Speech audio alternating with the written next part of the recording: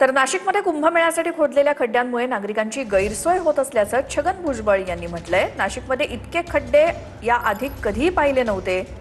कुंभमेळा मंत्री गिरीश महाजन यांनी लक्ष द्यायला हवं असं भुजबळ यांनी म्हटलंय। नाशिकमध्ये खड्ड्यांमुळे झालेल्या मृत्यूवरनं भुजबळांनी संताप व्यक्त केला। जिथे अशा प्रकारचे खड्डे आहेत,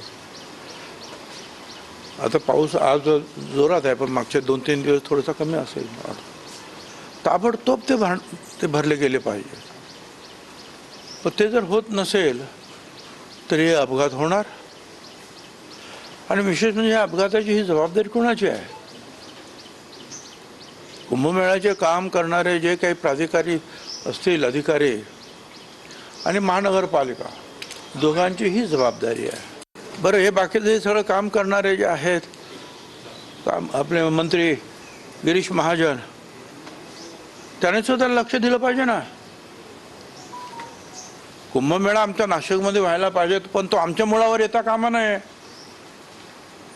आमची माणसं जे आहे मरता कामा नयेत। याच्याकडे काय कोणी लक्षच देत नाही आहे। नाशिकला एवढे खड्डे आणि एवढं बेकार नाशिक कधी नव्हतं।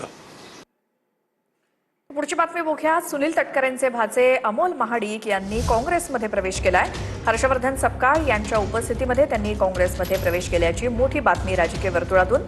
सुनील तटकरे यांचे ते भाचे आहेत। अमोल महाडिक यांनी काँग्रेसमध्ये प्रवेश केलाय। हर्षवर्धन सपकाळ यांच्या उपस्थितीत त्यांचा काँग्रेसमध्ये प्रवेश झालाय।